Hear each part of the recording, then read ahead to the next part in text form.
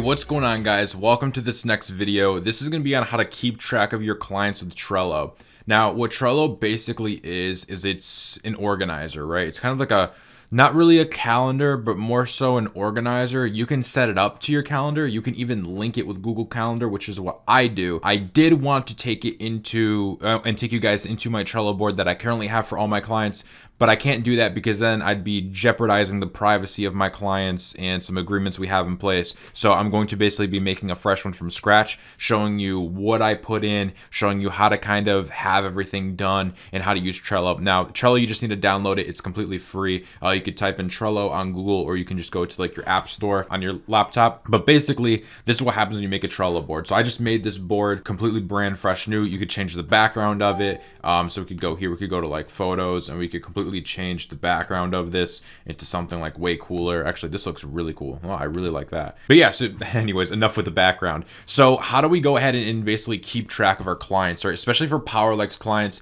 And obviously Trello isn't the best system you can have in place, but Trello is a really good system if you don't have assistants yet, if you're self-managing your entire business and you just need something to know, all right, when does this person's month expire? What group are they on? Etc., etc. I did this when I started getting more Powerlex clients than I could keep track in my head, which will eventually happen to you if you're hustling this thing. So I like to do is I like to make 2 to 3 basically tabs, right? So we have current, we have done. That's basically what we have. So two tabs, and you could add more depending on how you want to systemize it and everything. And basically, current is for current clients. Done is for clients that are done, right? They're done with, they didn't go, and we could even trash those clients after, throw them into the recycle bin or whatever. But current, this is how I would go ahead and have it. So let's say I just signed on a client. What I usually do is, let's say this is for Powerlex, right? Let's say that this is for Powerlex clients. What I will do is I'll enter a title for this card. And normally what I do is I put that buyer Instagram handle, right? So we could put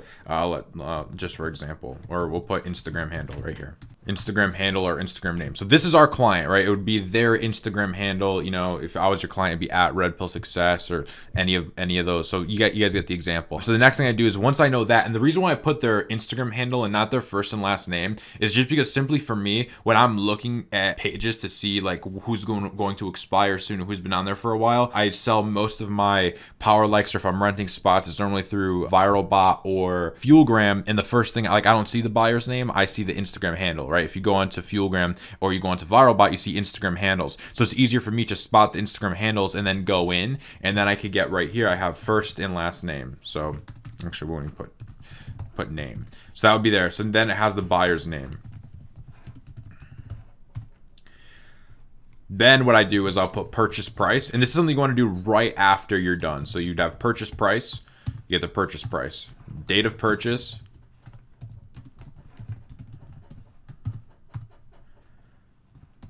end date, so end date of the purchase. Let's say the purchase price, let's say they're buying Powerlex, let's say we're charging $300 a month. Date of purchase, let's say it was today, so it's a 1/7/19, and then the end date, we're selling it for a month, so it'd be 2/7/19. And then right under that, I could put, let's say, Fuelgram 20K.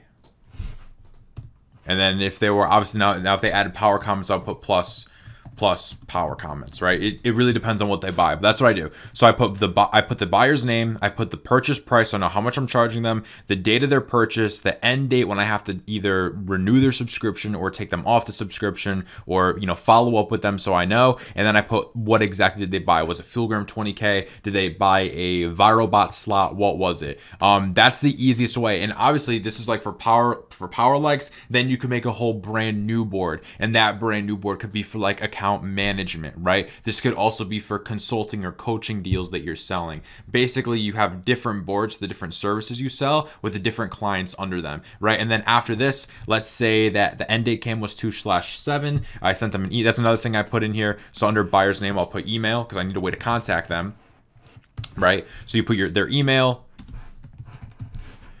And so end date comes 2/7. I send them an email. I ask them if they're renewing or not. If they don't answer, they say no. I will drag this card here and I'll drag it right over to done. So I know that client's done, and now I know who are my current clients, who are my done clients. I normally keep all the clients under done for probably 30 to 60 days, just so I still have their information in case anything pops up. After 60 days, I will go ahead and I'll just completely just delete this card. But again, that works for anything. So if you're doing growth services, again, you just put client's name or client's handle. For growth services, I normally put client's name because they're in my system, they're on my paperwork. I'm not looking at a third-party website like Fuelgram to really look up who I'm running it for, because growth is a completely different aspect. And what you do for growth, the same thing. Customer's name, date of purchase, services rendered,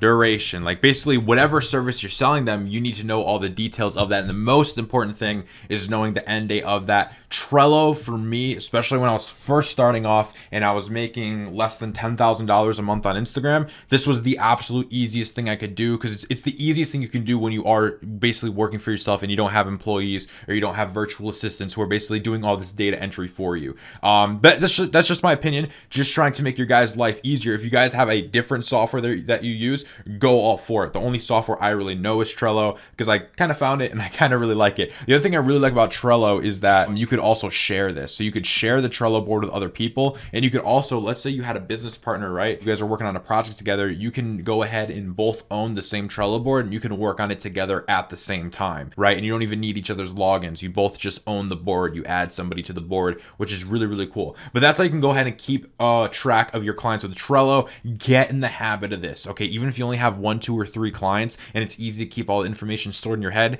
don't get in the habit of this. It's going to make you a better business person. It's going to make it easier for you to keep track of deals, and it's going to put more money back in your pocket. Trello's free. Get organized with your business, and it's going to really help you in the long term and create really good daily habits for you.